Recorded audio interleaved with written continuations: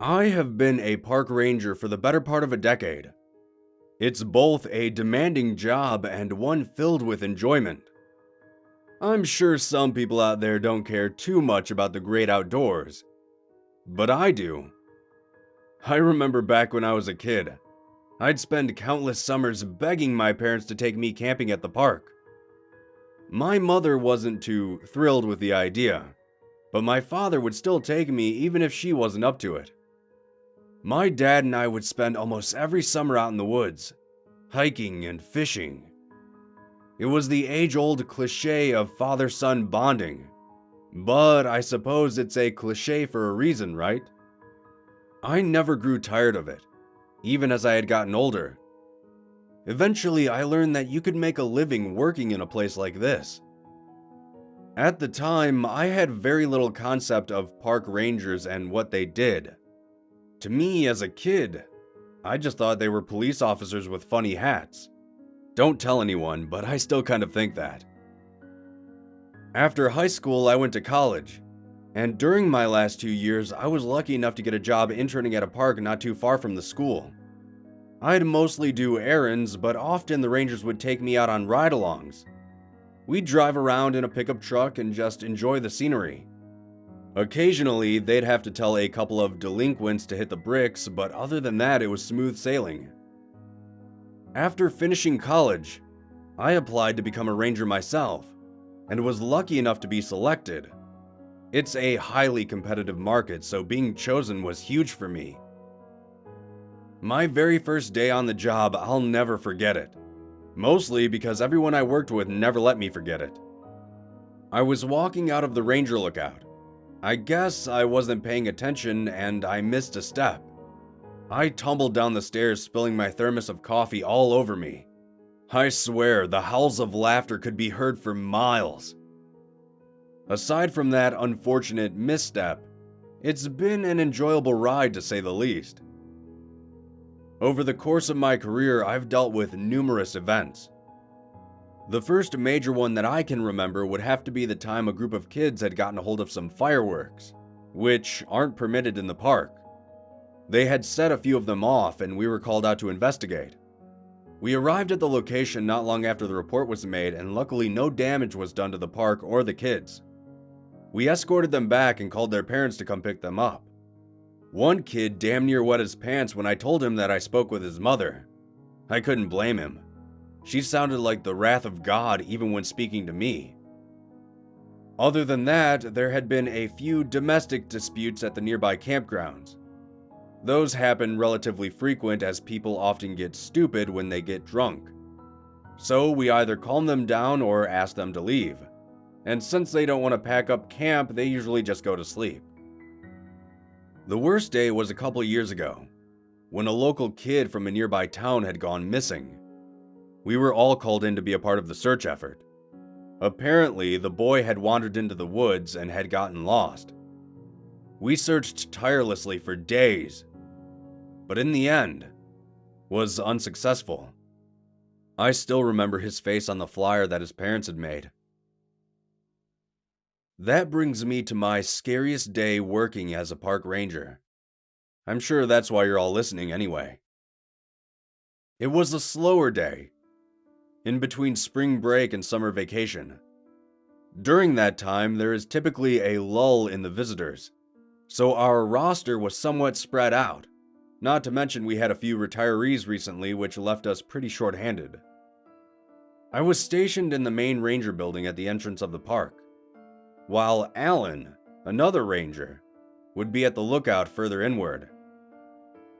After checking in and getting situated at the start of my shift, I watched out of one of the nearby windows as Alan hopped in one of the trucks and drove it to the lookout.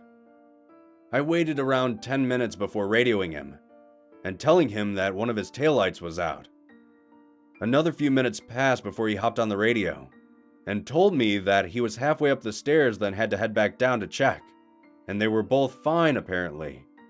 I laughed through the receiver and I could hear him stifle a comeback. The day progressed and I did a few patrols in the morning just to take some time to enjoy my surroundings.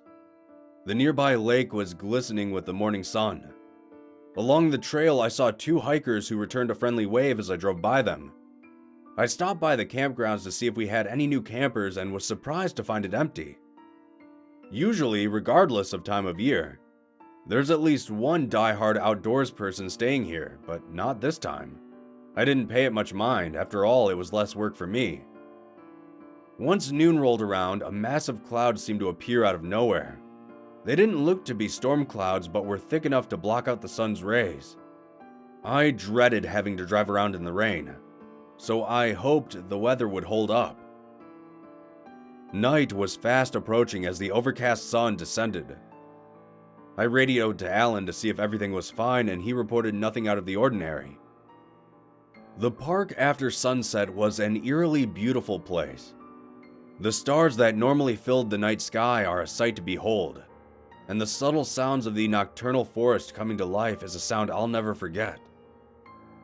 About an hour after sunset, Alan radioed me. "John, you there?" He asked. "What's up?" I replied.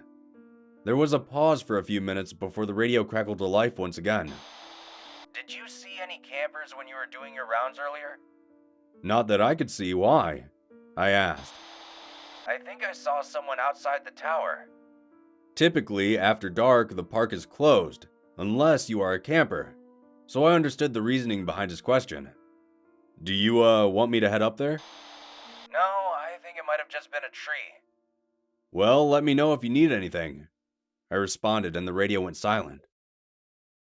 Another hour passed by, and the radio once again crackled to life. "Hello, John?" Alan said. What's up? I replied once again. "I need you to come out here." He said. The way Alan spoke was strange to me. He sounded a little off. Maybe his nerves were getting the best of him, I thought. All right, I'll be out there in a minute, I said as I exited the ranger station and hopped into the truck. As I drove out to the lookout, I radioed Alan again to ask him if everything was all right, but the radio just crackled in response. I sighed, thinking he might be using the bathroom or something. Once there, I parked a few yards away from the tower's base. With a huff, I hopped out of the truck and turned on my flashlight. As I was approaching the stairs, my boot sloshed into the muddy ground. This caught me off guard, as even though there were clouds in the sky all day, it hadn't rained a single time. I lowered my light and saw the ground had a strange tint to the mud. What was weirder was that as I looked at it, I noticed that the muddy ground seemed to lead away from the tower. I followed it to the nearby tree line that surrounded the tower itself. In between two trees, I saw him. Alan. Or what was left of him. His body was eviscerated. His arms and legs had long gouges running up and down them. His face was completely torn to shreds. If not for his uniform, I doubt I would have recognized him. Just as I was standing over my bloodied coworker, the radio on my lapel crackled to life. "Hello, John? My breathing stopped. Are you almost here?" The voice coming through the radio was definitely Alan's, but that was impossible as I was currently staring at Alan's remains. I snapped my head and looked up to the tower above me. Even though it was dark outside, I could see someone inside of it. A silhouette, standing absolutely still through the glass. I radioed back. Alan? Are you in the tower? "Yes." As soon as whoever it was responded, I made a dash to my truck. As I sprinted, I looked up and watched the figure run towards the tower's door and begin to descend the stairs. I barely managed to jump inside the truck before whatever it was reached the bottom. I quickly started the engine, and the headlights switched on. To this day, I'm still not sure what was standing in front of me. Its skin was gray from head to toe. Its body seemed oddly muscular, yet lanky at the same time. Long arms and legs protruded out from its torso. I could see the flesh expand and contract with each ragged breath it took. Its face was by far the strangest. Large eyes with enormous pupils sat in its skull. The lower half of its face was just a mesh of teeth, some even puncturing its own skin. It raised a long clawed hand to its mouth, and I could see it was holding something. Suddenly, my radio crackled to life. Hello, John. It said in Alan's voice. I floored my truck forward and plowed into the creature as hard as I could.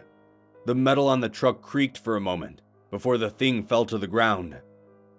After that, I reversed out of there, spinning the truck around and driving until I was completely out of the park. The weeks that followed, I was interviewed by multiple law enforcement agencies about the events of that night. I tried my best to be honest, but hearing myself explain to the local police that it was a monster sounded absolutely insane. The authorities determined that it was a deranged individual who had attacked Alan, and when they went to apprehend him, he was nowhere to be found. It's been about a year since that day, and I have since moved 4 states away, getting a job at a smaller park. Some of you might think that's crazy, but I still do love the outdoors. I just refuse to work once the sun goes down. Thankfully, my new station is quite accommodating. I've tried to look up reports of similar incidents, and the closest thing I could find were myths about strange creatures called wendigos. I have no idea if that's what I saw that night or not. But here's some advice. If any of you are planning to visit one of your state parks this summer, I'd highly recommend it. However, if you're planning on camping at one overnight, please be very careful. And never trust a voice when you can't see its face.